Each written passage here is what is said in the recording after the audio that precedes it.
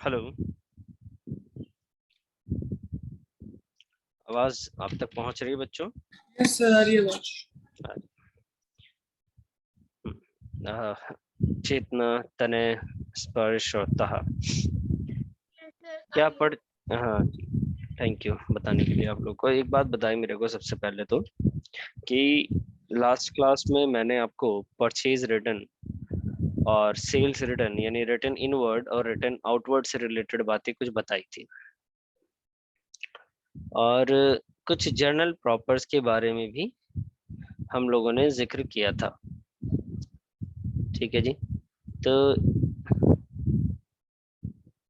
ये दो चीजें हम लोगों ने वहाँ पे जिक्र कर रखा है, और उसमें हम लोगों ने बहुत सारी चीजें सीख भी ली हैं। इस चैप्टर में अब कुछ नहीं, बिल्कुल एंड है। और इस एंड के चैप्टर में, जब चैप्टर का एंड हमारा हो रहा है, तो उसमें थोड़ी बहुत चीजें जो कि इम्पोर्टेंट है वो मुझे आपको बताना है।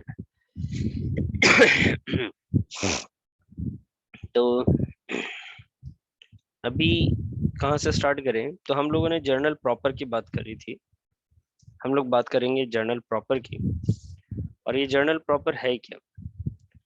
तो जर्नल प्रॉपर के बारे में मैंने लास्ट क्लास में एक बात बताया था आपको कि जर्नल प्रॉपर हम लोग कहते हैं उसको जो किसी भी बुक्स ऑफ अकाउंट्स में रिकॉर्ड नहीं करते, कोई दूसरे सब्सिडरी बुक्स में रिकॉर्ड नहीं करते, वो चीज़ हम लोग जर्नल प्रॉपर में रिकॉर्ड करते हैं। अच्छा, तो हमारे पास जो सब्सिडरी बुक्स हैं जिसके बारे में हम लोग बात कर चुके हैं, एक बार मैं फिर से बताना चाहूंगा आपको। जो सब्सिडरी बुक्स हैं, उन सब्सिडरी बुक्स में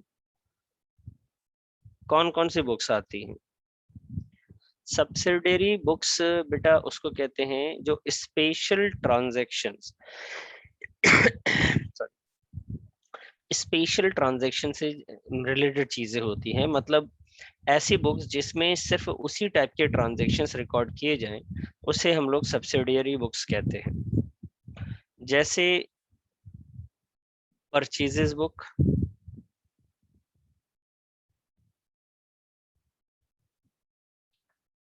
परचेजेस बुक की खासियत ये है कि हम सिर्फ परचेज को यहाँ पे रिकॉर्ड कर रहे होते हैं। परचेजेस बुक में, परचेजेस बुक में क्या रिकॉर्ड करते हैं बेटा? तो only credit purchase, only credit purchases of goods. सिर्फ गुड्स का क्रेडिट में परचेज करना हम लोग यहाँ पे लिखते हैं। वहीं पे हम लोगों ने पढ़ा सेल्स बुक के बारे में।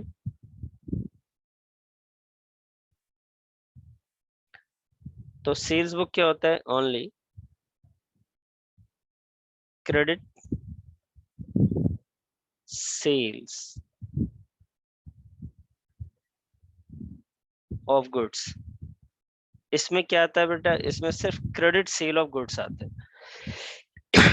एक में परचेज आता है और एक में क्रेडिट सेल ऑफ गुड्स आता है। ठीक है, एक में परचेजेस आ रहा है और एक में सिर्फ क्रेडिट सेल्स ऑफ गुड्स आ रहा होता है। तो यहाँ पे क्या है कि इसके अलावा और भी ट्रांजेक्शन्स होते हैं खरीदने और बेचने के अलावा। ठीक है, खरीदने और बेचने के अलावा मेरे पास और भी ट्रांजेक्शन है।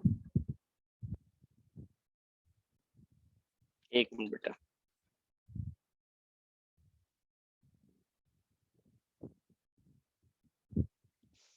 जी, तो वापस से आते हैं।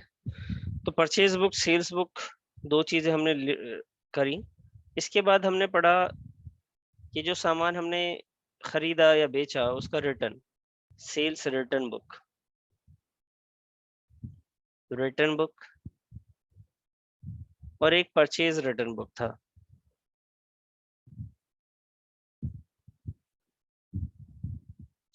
ये चार बुक हमने इस चैप्टर में पढ़े थे।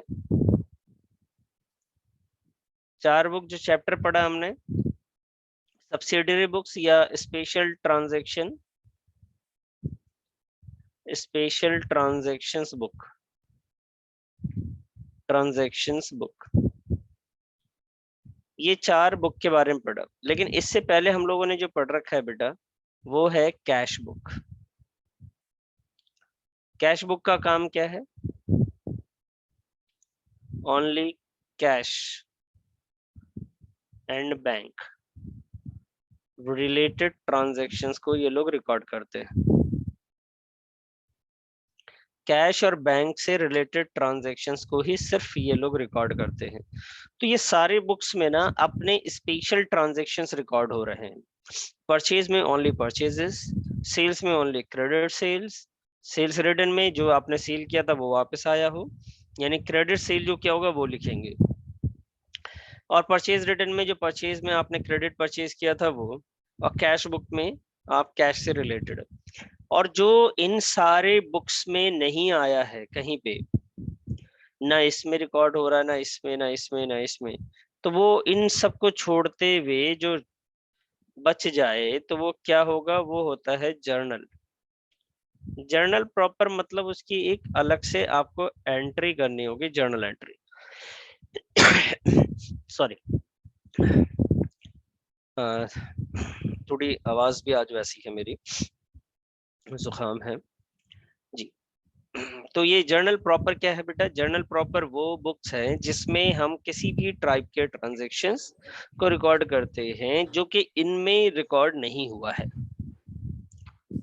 मैंने लास्ट क्लास में इसकी प्रैक्टिस करवाई थी, आज हमें इसके कुछ क्वेश्चन करने हैं, ठीक है? और आपको समझना है कि ये इनमें से कौन से बुक में जा रहा है। तो मैं स्क्रीन पे आपको कुछ क्वेश्चन आपको दिखाता हूं पहले।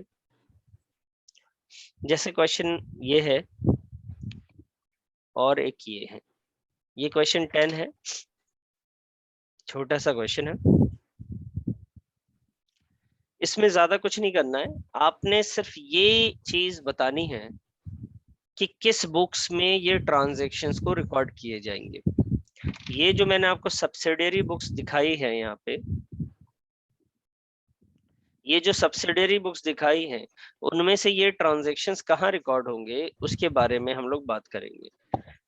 तो ये है name the books of original entry where the following transactions will be recorded with the reasons thereof। आपको ये बताना है कि ये कौन से बुक्स में जाएंगे और क्या रीजन है इसका, इसके पीछे के रीजन क्या है। समझ में आ रही बात आप सभी लोगों को बेटा? Yes, sir. कहीं पे भी कोई प्रॉब्लम हो तो प्लीज मुझे जरूर बताइएगा, मैं पूरी कोशिश करूंगा कि आपको क्लास के दौरान ही समझ में आ जाए। सॉरी, तो ये वापस आते हैं हम लोग, ट्रांजैक्शन एक एक करके डिस्कस करते हैं, मैं उसके रीजंस भी आपके सामने रखूंगा। पहला है बेटा goods purchase from Lal 5000 on credit. Goods आपने परचेज किया है लाल से 5000 रुपए में, और वो भी क्रेडिट पे परचेज किया है आपने, ठीक है? तो उसकी जो बुक्स ऑफ ओरिजिनल एंट्री कहाँ पे रिकॉर्ड होगी आपको ये बताना है। तो ए, मैं डायरेक्ट यहाँ पे ट्रांजैक्शन नहीं लिख रहा आपके सामने, मैं डायरेक्ट लिख रहा हूँ कि इसको हम लोग कहाँ लिखेंगे। तो वापस आते हैं क्वेश्चन पे। क्वेश्चन में लिखा हुआ है goods purchased from Ramlal 5000 on, sorry, goods purchase from Ramlal, goods purchased from Ramlal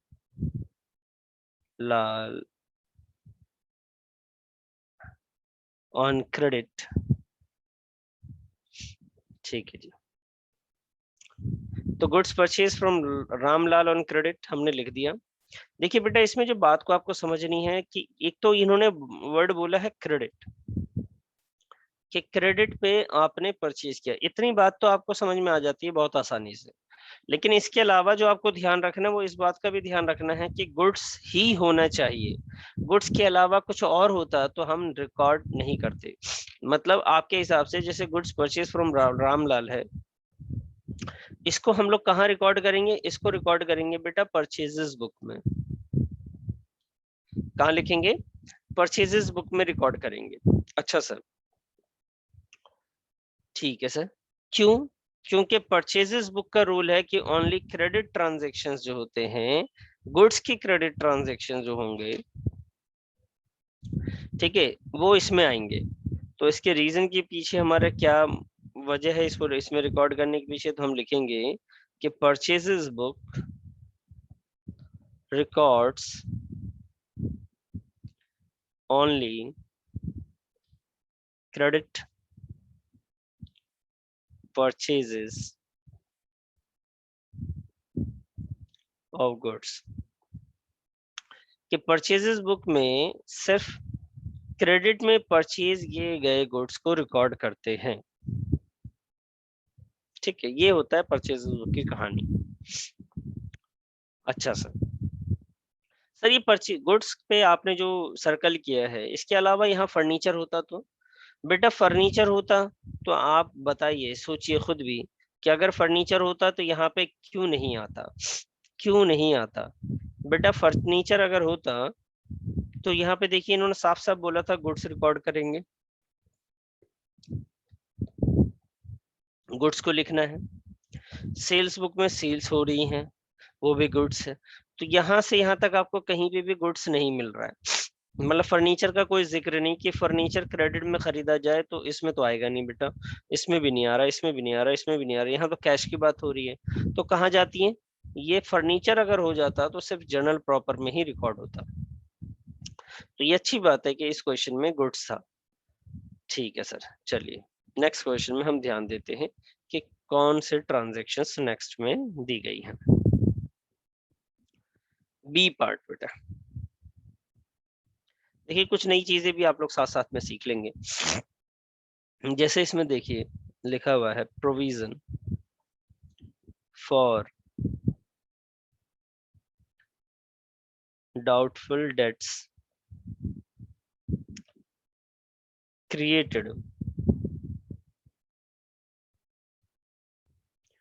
created at the rate of 5% on debtors with book value of rupees 10,000। मैं इसको अच्छे से समझाता हूँ, अभी आपको शायद बात समझ में नहीं आएगी क्योंकि ये 11th स्टैंडर्ड में आगे के चैप्टर जब आप पढ़ते हैं वहां पे इसके बारे में बताया गया है। आइए जी, सबसे पहले समझते हैं प्रोविजंस का मतलब समझते हैं। बेटा प्रोविजन का मतलब होता है एज्यूम करना, मान लेना। सब लोग प्लीज ध्यान दीजिएगा बेटा, प्रोविजन का मतलब क्या होता है? प्रोविजन का मतलब होता है मान लेना। सर क्या मानना है? बेटा आपको ये मान के चलना है कि डाउटफुल डेट्स है कुछ आपके पास। सर ये क्या होते हैं? देखिए अगर आपसे मैं एक बात पूछूं कि भाई आपके 10 दोस्त हैं और सभी दोस्तों के पास आपके 5-5 हजार रुपए बाकी हैं, ध्यान से सुने, आपके पास 10 दोस्त हैं और 10 के पास सबके पास 5-5 हजार रुपए आपका कर्ज है, और सबने वादा किया है 1 महीने बाद आपको देंगे। तो भाई 1 महीने जैसे ही आने वाले हैं, उसमें से 2 दोस्त है आपके पास रेगुलर आते हैं और बताते हैं कि यार मैं तो, मेरा तो बहुत बुरे दिन चल रहे हैं, मेरा तो जॉब भी छूट गया है। दूसरे ने बोला मेरा बिजनेस लॉस बहुत हो गया, मैं तो लोन नहीं दे पा रहा हूँ। ऐसी बहुत सारी बातें हो रही है, 2 दोस्तों से रेगुलर बेसिस पे हो रही है। आपके मन में क्या ख्याल आ रहा है कि भाई ये तो डूबने वाले हैं, इससे तो मैं पैसे निकलवा लूंगा, या ये ख्याल आ रहा है कि यार ये तो भाई मेरा भी अब नहीं दे पाएगा? अगर आप बढ़िया आदमी हैं तो आपको ये लगता है कि यार लग रहा है अपने भी गए काम से। ठीक है, ये है डाउट होना आपको। और आपके जितने भी पैसे थे 5-5 हजार करके 10 दोस्त थे, टोटल 50,000 रुपए का हिसाब किताब था, उसमें से 10,000 का आपको डाउट हो रहा है कि शायद आपको ना मिले। अभी कंफर्म नहीं है, हो सकता है कि आपको दे दे वो, लेकिन आपने प्रोविजंस बनाया। सर हम क्यों बनाते हैं प्रोविजन? बेटा फ्यूचर में नुकसान को अगर पहले आप मान के चलते हैं तो तकलीफ कम होती है।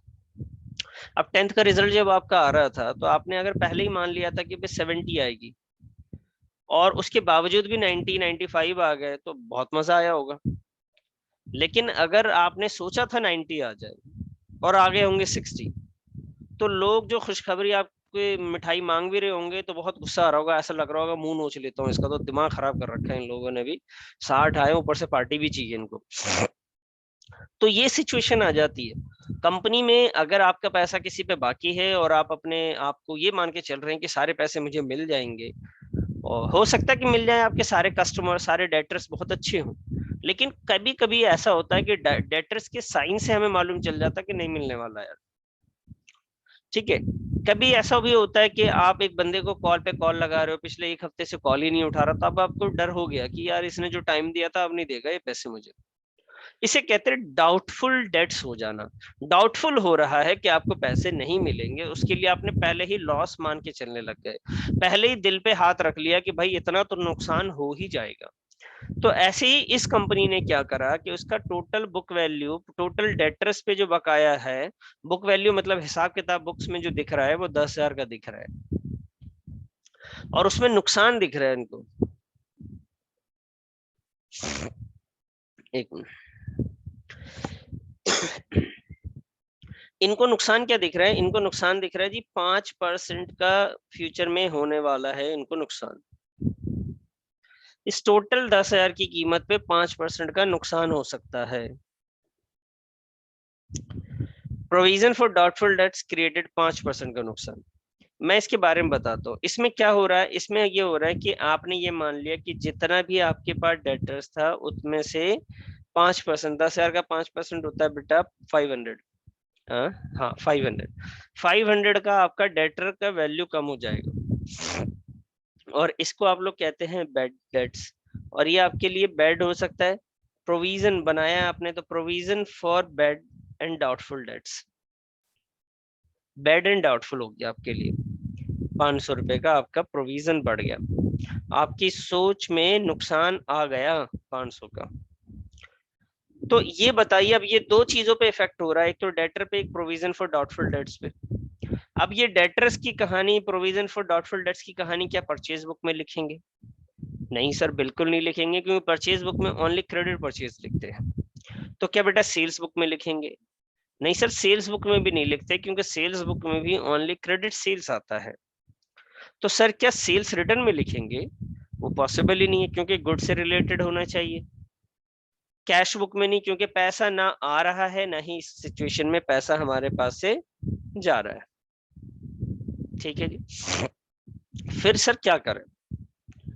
बेटा ऐसे ट्रांजैक्शन जो कि इन सारे बुक्स में, जो ये ऊपर मैंने आपको लिखे, इनमें से कहीं नहीं आएगा, तो फिर वो कहाँ जाएगा बेटा? जर्नल प्रॉपर में जाएगा। जर्नल प्रॉपर में जाके इसकी जर्नल एंट्री हो जाएगी। तो इस ट्रांजैक्शंस के अगर आपको आंसर लिखने हैं तो आप क्या लिखेंगे बेटा? आप ट्रांजैक्शंस का अगर आंसर लिखना चाह रहे हैं तो क्या लिखेंगे?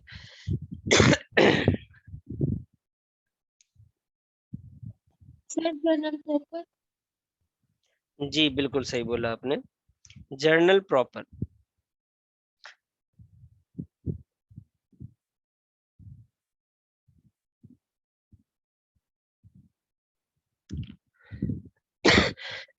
जी, तो मैं यहाँ पे लिखता हूँ आपके सामने, यहाँ पे जर्नल प्रॉपर।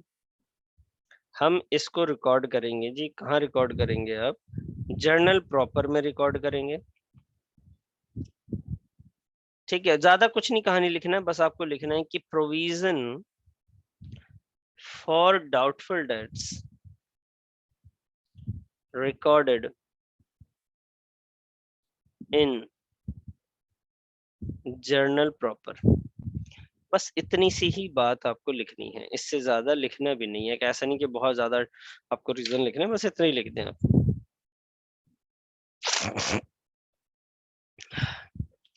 तो मुझे उम्मीद है कि ये दो ट्रांजैक्शन आपको बहुत अच्छे तरीके से समझ में आया होगा। फिर भी कहीं पे किसी को डाउट है तो प्लीज उससे पूछिए। अब मैं आगे बढ़ता हूँ बेटा तीसरे ट्रांजैक्शन पे। पहले मैं स्क्रीन चेंज कर दूं जी। तीसरा जो ट्रांजैक्शन है वो क्या कहते हैं? तीसरा ट्रांजैक्शन है, कहता है defective goods sold to Babita ठीक है ji. Defective goods sold to Babita, क्या कहते हैं बेटा कि जो डिफेक्टिव गुड्स हैं उसको हमने बेचा है बबीता को on a credit worth ₹4,000 were return by her. Sold to Babita, जो सामान हमने बबीता को बेचा था उन्होंने वापस कर दिया है ये कह के कि ये गुड्स डिफेक्टिव है। इसका मतलब ये, तो ये डिफेक्टिव गुड्स हैं भाई। लैंग्वेज लिखने में थोड़ी सी सही नहीं लिखा, तरीका ये नहीं है लिखने का जो उन्होंने क्वेश्चन में लिखा। डिफेक्टिव गुड्स, वैसे चल जाएगा। Defective goods return by Babita of ₹10,000। Defective goods, ठीक है जी। सर इसको एक्सप्लेन करें आप कि कहाँ जाएगा। आइए जी एक्सप्लेन करते हैं हम आपको। ये रहा, डिफेक्टिव गुड्स का मतलब है कि वो सामान जो खराब हो था और उन्होंने वापस कर दिया, बबीता जी ने 10,000 का सामान था। देखिए इसमें क्या होगा कि जो हमारा सामान हमने बेचा था बेटा उसे कहते हैं परचेज, उसे कहते हैं हम लोग सेल्स। और सेल अगर वापस आ जाए उसे कहते हैं जी सेल्स रिटर्न। अब सवाल ये है कि सर सेल्स रिटर्न है लेकिन ये सेल्स रिटर्न कैश है कि या क्रेडिट है, आप क्या मानेंगे? अगर क्वेश्चन ने मेंशन कर दिया तो बहुत अच्छी बात है, आइए देखते हैं। तो क्वेश्चन ने लिखा हुआ था गुड्स जो था वो क्रेडिट वाला है, साफ साफ लिख रखा है उन्होंने, दिख रहा है आपको? साफ साफ क्वेश्चन ने लिख दिया आपको कि ये क्रेडिट बेस है। तो क्रेडिट वाली चीजें जो होती हैं उसको क्या करते हैं भाई? उसका सिंपल सा एक तरीका ये है कि उसको हम लोग कहाँ रिकॉर्ड करेंगे बेटा? उसको रिकॉर्ड करेंगे सेल्स रिटर्न बुक में। सेल्स रिटर्न बुक, रीजन क्या लिखेंगे? तो ना गुड्स रिटर्न, है ना, goods return by Babita, Babita which was sold on credit, जिसको हमने क्रेडिट पे सेल किया था। ठीक है सर, सी भी हो गया और डी पे आ जाते। बताइए बेटा किसी को डाउट है? अभी तक कहीं पे किसी को डाउट है तो मैं आपके डाउट ले लेता हूँ, फिर नेक्स्ट क्वेश्चन पे बढ़ता हूँ।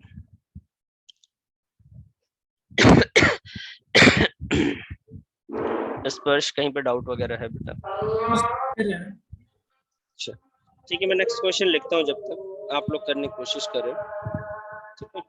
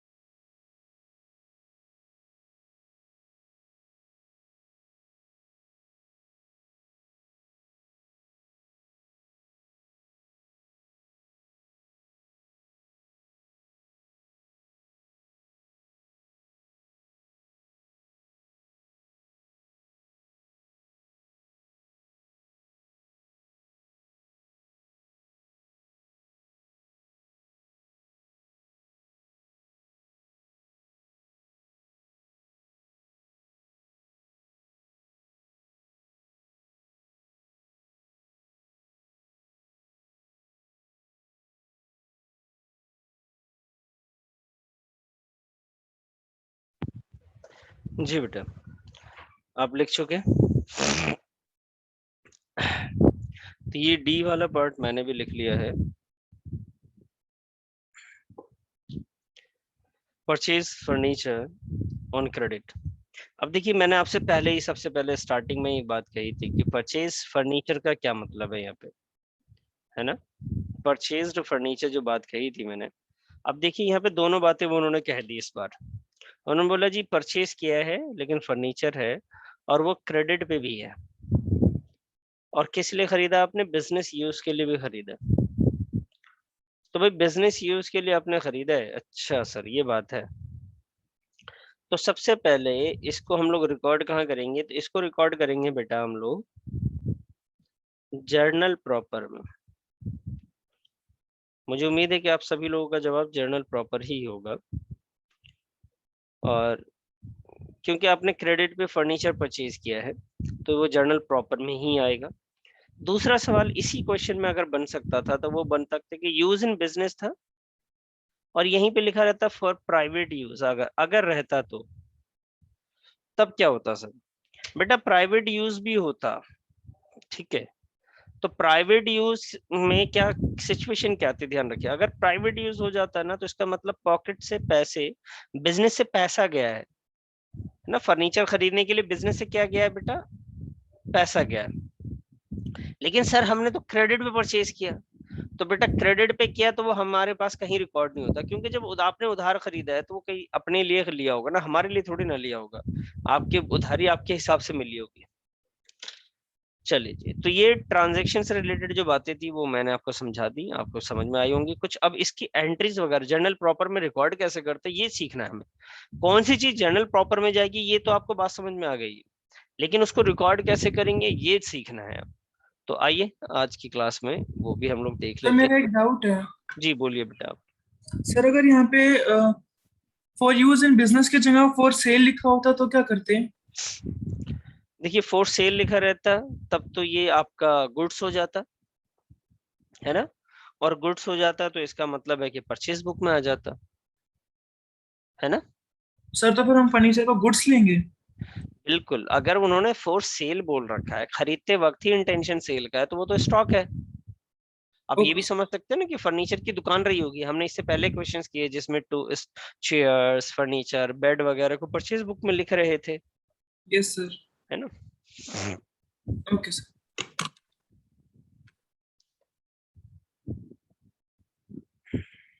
अब ये क्वेश्चन है बेटा, ये था आपका 10, तो ये है आपका ये 9 वाला है। क्वेश्चन नंबर 9 है, enter the following transaction in the journal proper off Karuna stores. इन्होंने पहले ही बता दिया भाई कि ये जो ट्रांजैक्शन है इसको जर्नल प्रॉपर में रिकॉर्ड करना है। इसका मतलब ये सारे उसी से रिलेटेड ट्रांजैक्शंस रहे होंगे जो कि परचेज में नहीं आएंगे, सेल्स में नहीं आएंगे, परचेज रिटर्न में भी नहीं, सेल्स रिटर्न में भी नहीं, कैश बुक में भी नहीं आएंगे। तो इन पांचों में नहीं आ रहे हैं, वो जर्नल प्रॉपर में आते हैं, तो उसी से रिलेटेड है। आइए देखते हैं और करते हैं इसको। कैसे करेंगे इसके लिए आपको ना ज्यादा कुछ नहीं करना है, वही जर्नल एंट्री का घिसा पिटा जो फॉर्मेट होता है उसी फॉर्मेट को तैयार करना है आपने। किसके फॉर्मेट को तैयार करना है भाई? जर्नल एंट्री के फॉर्मेट को आपको तैयार करना है। अच्छा सर चलिए कर लेते हैं पहले जर्नल एंट्री के फॉर्मेट को तैयार। ये लीजिए, ऊपर लिख देते हैं जर्नल। जर्नल को ही कहते हैं जर्नल प्रॉपर में रिकॉर्ड करना।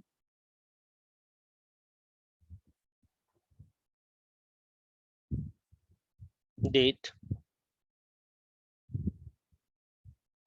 अमाउंट,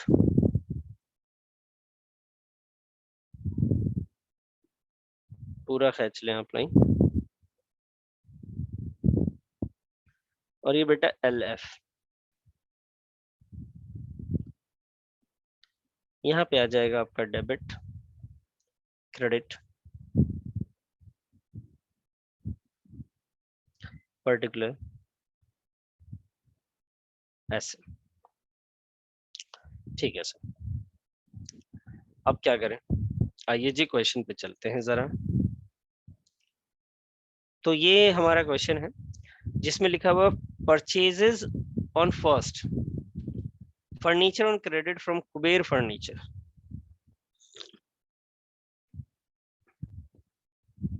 एक तो क्वेश्चन ने आपको साफ साफ बताया कि भाई फर्नीचर है, कुबेर फर्नीचर स्टोर से खरीदा आपने, और लिखना जर्नल प्रॉपर में ही है, ये बात पहले बता चुके हैं वो, तो ज्यादा सरदर्दी नहीं है इसमें। आइए, फर्नीचर परचेज करते हैं कुबेर फर्नीचर से, तो आप क्या लिखेंगे? पहले डेट ये डाल कौन सा देंगे। क्वेश्चन नंबर है? ये 9 होना चाहिए बेटा। सर 9 तो बहुत लंबा वाला है। अच्छा, 9 लंबा वाला है, एक मिनट रुक जाओ, मैं देख लेता हूँ कौन सा है। सर वो केशव ब्रोस वाला है 8 है ट्रांजैक्शन। बेटा, क्वेश्चन नंबर 8। 8 है सर। हाँ, पेज नंबर 12.32। यस सर, मिल गया। जी, तो सबसे पहले आप क्या करेंगे? डेट लिख देंगे 01 मार्च, और 01 मार्च के बाद आप फर्नीचर परचेज कर रहे हैं तो उसकी जर्नल एंट्री होती है। सर अपना रजिस्टर दिखा दो स्क्रीन पे। हाँ, मैं दिखा रहा हूँ बेटा, furniture account debit.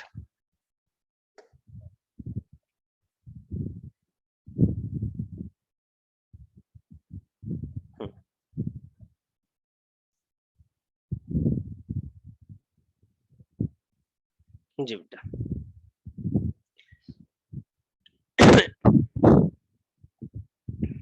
Furniture account debit, furniture asset से इंक्रीज होगा, डेबिट हो जाएगा बेटा।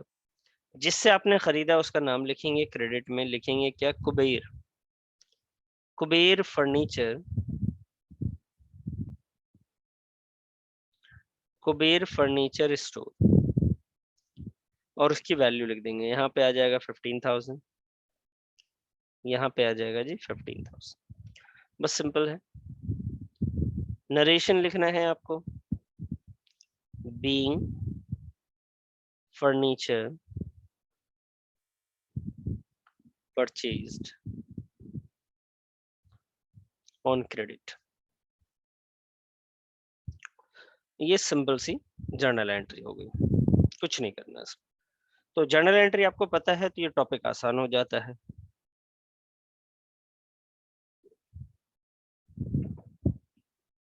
और जर्नल एंट्री नहीं पता तो थोड़ा सा डिफिकल्ट लगेगा आपको।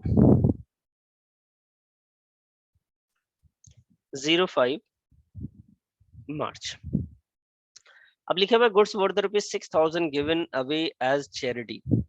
आपने चैरिटी के नाम पे गुड्स आपने दिए हैं। कैसे दिए भाई? चैरिटी के नाम पे आपने गुड्स को,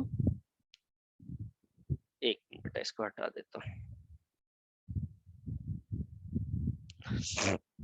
जी।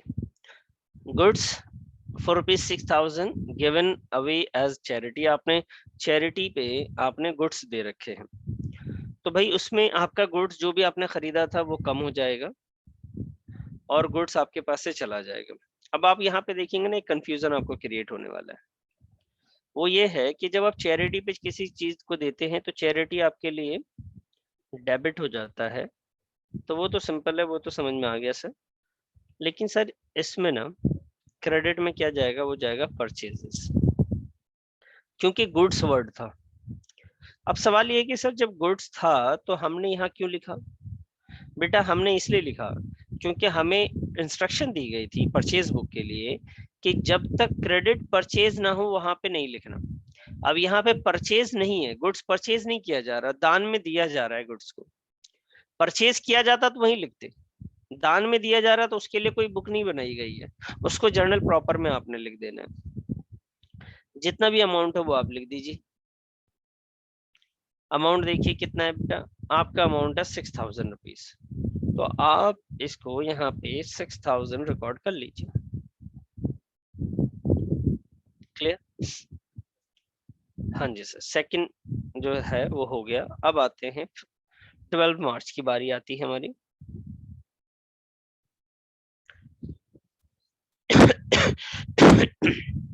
12 मार्च, गुड्स वर्थ ₹8,000, सामान 8,000 का है, इन कैश ₹4,000, और 4,000 रुपए का कैश है वो स्टोलन बाय एन एम्प्लॉय, एक एम्प्लॉय ने चोरी कर लिया। ये तो बहुत बड़ी बात है भाई, सामान और कैश दोनों ही चोरी हो गए, और ये चोरी होने की वजह क्या है?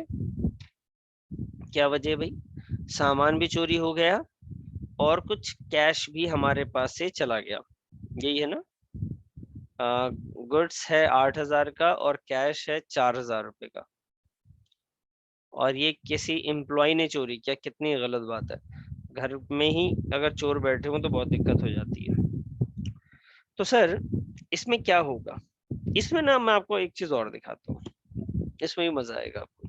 पिछले वाले में आपकी कंफ्यूजन थी ना, वो परचेज आके भी उसमें रिकॉर्ड नहीं हुआ।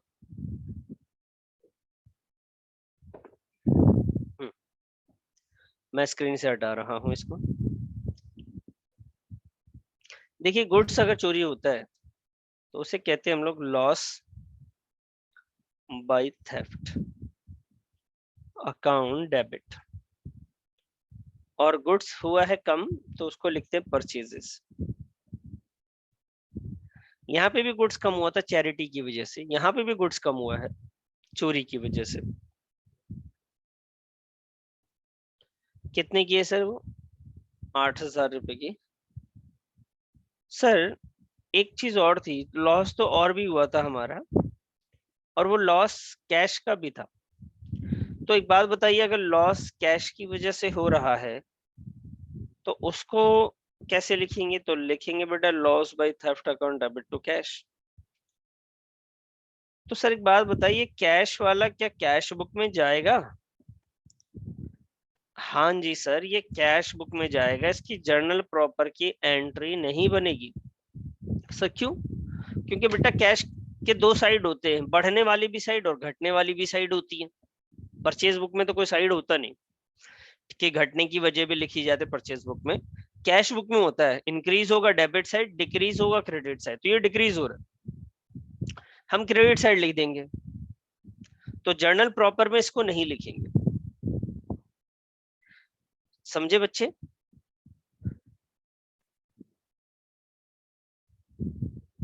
Yes sir. बेटा और लोग भी यहाँ पे हैं, प्लीज अगर कोई दिक्कत हो तो पूछ लिया करें या बता दिया करें, समझ में आ भी जाए तो।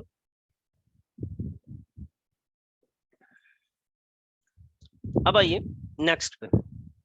क्या है सर नेक्स्ट? देखिए बेटा नेक्स्ट जो है वो 12 मार्च का हम लोगों ने कर लिया। अब आते हैं 15 मार्च की बात।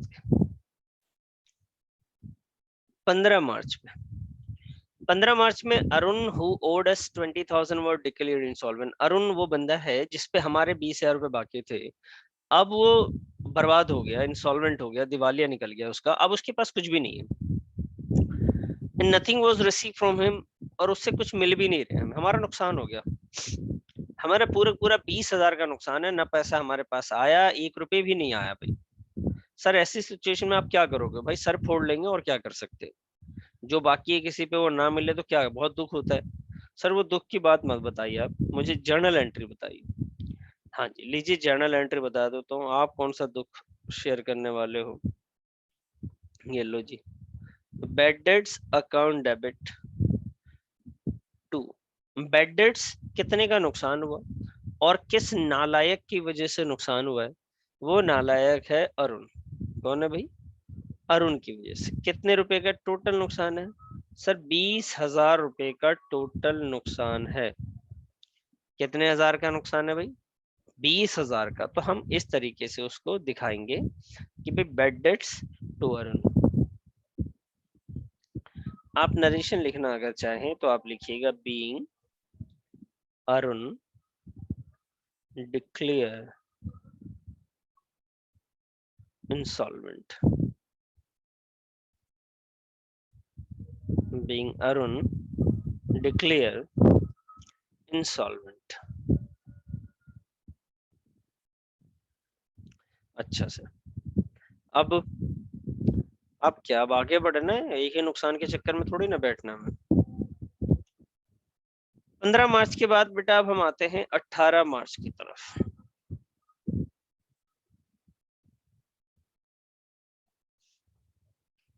Proprietor withdrew for his personal use cash ₹5,000। जो प्रोप्राइटर है, जो मालिक है, उसने क्या करा, बिजनेस से पैसे निकाल लिए और गुड्स भी निकाले। अब देखिए आपको इतना तो समझ में आ गया होगा, कैश निकलेगा तो कैश कम होगा, कैश कम होगा तो कैश बुक में जाएगा, क्योंकि कैश बुक में दोनों साइड होती है, इंक्रीज वाली भी और बेटा डिक्रीज वाली भी। तो इससे गुड्स कैश डिक्रीज हो रहा था वो तो लिख देंगे। गुड्स वर्थ ₹10,000, सामान जो था वो 10,000 रुपए का खराब हो गया, वो विड्रॉ कर लिया, सॉरी वो पर्सनल यूज के लिए मालिक ने निकाल लिया। तो गुड्स अगर निकालेंगे तो बेटा गुड्स कम हो जाएगा, लेकिन परचेज बुक में कम का रिकॉर्ड नहीं होता है, ठीक है, सिर्फ खरीदने से मतलब है परचेज बुक को। तो 18 मार्च में गुड्स पर्सनल यूज के लिए विड्रॉ किया गया, तो हम यहाँ पे लिखते हैं ड्राइंग्स।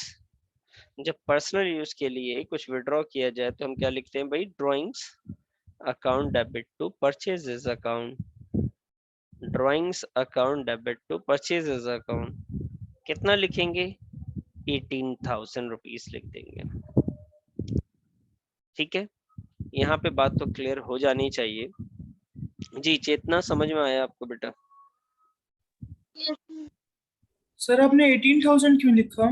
कितना है बताइए तो। तो मेरे पास 10,000 का लिखा है गुड्स। ठीक है, आप ही खुश रहिए। लीजिए, मेरे पास भी यही लिखा होगा, लिखने में गलती करी होगी। 10,000, ये बात समझ में आ गई। वहां पे जो पर्सनल यूज के लिए कैश ले गए उसको नहीं लिखा, क्योंकि वो कैश बुक में रिकॉर्ड होगा, कैश से रिलेटेड ट्रांजेक्शन्स तो, और उसमें दोनों हो जाते हैं, इंक्रीज डिक्रीज दोनों चीजें आती हैं बेटा। अब आइए 31 मार्च की बारी। 31 मार्च साल का आखिरी दिन। Provide interest on capital eight 6% per annum for full year. आपको इंटरेस्ट ऑन कैपिटल देना है मालिक को। अच्छा जी, तो इंटरेस्ट ऑन कैपिटल की क्या एंट्री होती है सर? मैं बताता हूँ बेटा, बहुत अच्छी एंट्री होती है। Interest on capital account debit, interest on capital account debit to capital account, interest on capital account debit to capital account. यहाँ पे क्या होता है कि कैपिटल को हम इंटरेस्ट देते हैं, जिसकी वजह से कैपिटल हमारा और इंक्रीज हो जाता है। ठीक है, अगर कैपिटल पे इंटरेस्ट आप किसी को देंगे तो आपका कैपिटल क्या होगा, इंक्रीज हो जाएगा। तो जितना भी कैपिटल था आपका उसमें आपको इंटरेस्ट मिलेगा। कैपिटल कितना था बेटा, 5 लाख रुपीस का, तो 5 लाख का मैं निकाल लेता हूँ बेटा 6%, ये हो जाता है 30,000। जी बेटा कुछ कह रहे थे आप? तो ये 30,000 आपने यहाँ पे लिख देना। फुल ईयर पूरे साल का 30,000 रुपए का इंटरेस्ट हमने इसको दे दिया। 31 मार्च का भी हमारा क्लियर हो गया जी। अब आइए एक आखिरी एंट्री है, वो है बेटा 31 मार्च, दो एंट्री है वैसे तो, 31 मार्च की।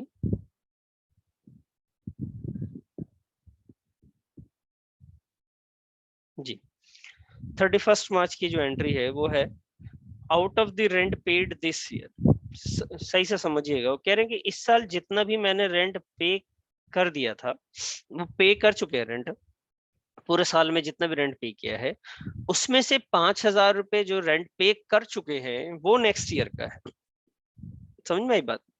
उन्होंने रेंट पे करा था, उसमें से 5,000 रुपए नेक्स्ट ईयर का रेंट है। इसका मतलब है कि उन्होंने जो भी रेंट दिया है वो एडवांस में दे दिया, क्योंकि वो कह रहे नेक्स्ट ईयर के लिए दे दिया है 5,000 रुपए। तो एडवांस रेंट अगर आप पे करते हैं टोटल रेंट में, तो उसका तरीका क्या है देखिए बेटा। आपका जो रेंट था, अब 5,000 रुपए आपका एडवांस हो गया, आपका बाकी है किसी के ऊपर, तो आप यहाँ लिखेंगे एडवांस रेंट। क्या लिखेंगे बेटा, advance rent account debit to rent, advance rent account debit to rent account, और यहाँ पे अमाउंट कितना, टोटल 5,000 जितना आपने एडवांस दिया है। अब ये देखिए ना परचेज बुक में आएगा, ना सेल्स में, ना परचेज रिटर्न में, कैश बुक में भी नहीं आ रहा है, इसलिए जर्नल प्रॉपर में लिखते हैं। और एक और एंट्री है वो भी हम देख लेते हैं बेटा। सर वो क्या है, वो है salary due to clerk is ₹12,000। Salary जो है क्लर्क के पास बाकी है, मतलब क्लर्क जो हमारे यहाँ काम करता है उसका सैलरी हमारे ऊपर है, हमें देने हैं, अभी तक हमने दिए नहीं। तो आपको पता होना चाहिए जिस सैलरी को हम लोग देते नहीं है वो रह जाए हमारे ऊपर, बकाया रह जाता है, तो उसे हम लोग सैलरी जो है आउटस्टैंडिंग कहते हैं। क्या कहते हैं बेटा, जब सैलरी नहीं देते तो उसे क्या कहते हैं, आउटस्टैंडिंग सैलरी, यानी हमारा सैलरी अभी हमारे ऊपर बाकी है, सैलरी आउटस्टैंडिंग सैलरी कहलाती है। ठीक है जी। हाँ सर, एंट्री क्या होती है सर? बेटा एंट्री होती है salary account debit to outstanding salary account. ये सारी एंट्रीज हमने ऑलरेडी जर्नल एंट्री के टाइम पे सीख रखी है, हमने देख रखा है पहले से ही। जर्नल एंट्री के बहुत सारे हम लोगों ने क्वेश्चन किए थे, उस दौरान इसको हम लोगों ने डिस्कस कर लिया था। ठीक है जी। तो मुझे उम्मीद है कि आपको ये बेहतर तरीके से ये टॉपिक समझ में आ गया होगा। जिन लोगों ने जर्नल पढ़ रखा है उसको तो बहुत अच्छे से आना चाहिए। यस सर, समझ में आ गया। Very good. अब क्या करना है देखिए, आपके बुक में 1 मार्कर टाइप के जो भी क्वेश्चन होते हैं उसको आपको करना है बस, और कुछ ज्यादा ट्राई नहीं करना। आपको बस ये फॉर्मेट याद होना चाहिए कि परचेज बुक में क्या आता है, सेल्स बुक में क्या क्या चीजें आती हैं, सेल्स रिटर्न के फॉर्मेट क्या है, परचेज रिटर्न का फॉर्मेट क्या है, डेबिट नोट परचेज बुक में आता है या परचेज रिटर्न में, सेल्स रिटर्न में, क्रेडिट नोट कहाँ आता है, और जर्नल प्रॉपर में कौन कौन से ट्रांजेक्शन आते हैं। ये चीजें, ये बातें आपको याद रखनी है। इससे जो बातें मैंने आपसे बोली बस इतने ही एग्जाम में आना है, इससे ज्यादा नहीं आना है बेटा। बुक्स में बहुत सारे क्वेश्चन होते हैं और उसका मेन मकसद क्या होता है कि भाई देखो आप ना पॉइंट ऑफ व्यू समझो हर बंदे का। अगर कोई बंदा बिल्डर है, वो बिल्डिंग बनाता है, तो उसमें वो बहुत सारी ऐसी चीजें देना चाहेगा जो दूसरे लोग नहीं देते।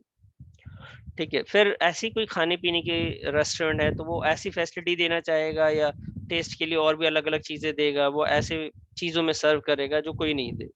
तो ऐसी एक राइटर है जो बुक बना रहा है, वो उसका पब्लिकेशन हाउस है, वो चाहता है कि वो बुक सेल हो, और बुक का सेल होने का जो मेन रीजन होता है वो होता है नंबर ऑफ क्वेश्चंस। जिसमें ज्यादा क्वेश्चंस होते हैं वही बच्चों को बोलाते हैं टीचर कि भाई आप ना ये वाली बुक खरीदिए। तो नंबर ऑफ क्वेश्चंस आपके पास बहुत ज्यादा दे दिए गए होंगे, लेकिन हमारे एज अ स्टूडेंट हमें क्या करना है, हमें नंबर ऑफ क्वेश्चंस नहीं देखना है, हमें ये देखना होता है इस चैप्टर ने जो मुझे सिखाया है क्या वो हमें याद है कि नहीं। एक एग्जांपल के तौर पे मैं आपसे बोलूं, आप 11th में हैं और आपने साइंस भी पढ़ी, आपने मैथ्स भी पढ़ी, हिस्ट्री भी पढ़ी, तो बहुत सारी इतनी सारी पढ़ाइयों में आपको आज की डेट में कितना याद है, बस थोड़ा बहुत। उसी थोड़े बहुत का हम इस्तेमाल करके जिंदगी में आगे बढ़ रहे हैं। इसी तरीके से हर चैप्टर में हमें 100% एक बार में नहीं आता, लेकिन हमें आगे बढ़ना जरूरी है। तो ज्यादा क्वेश्चंस की प्रैक्टिस नहीं, कम क्वेश्चन की ज्यादा बार करें वो ज्यादा अच्छा है। आप हर चैप्टर में से 10 क्वेश्चन को रिवाइज करें, लेकिन कम से कम 5 बार तो करें। और आपने 50 क्वेश्चन बना लिए, लेकिन बनाए सिर्फ एक बार है, तो बेटा ये ज्यादा अच्छा नहीं है, ये गलत है, ये बिल्कुल ही गलत है, ऐसे नहीं करें आप। आपको करना तो यही करें, 10 करें लेकिन कम से कम 5 बार करें, तो ये चीज आपको ज्यादा याद रहेगी। चलिए, मिलते हैं नेक्स्ट क्लास में कुछ नए चैप्टर के साथ, नए टॉपिक के साथ। ठीक है, बात करते हैं बेटा नेक्स्ट क्लास में। अपना ख्याल रखिएगा। Bye bye. Bye sir. Bye.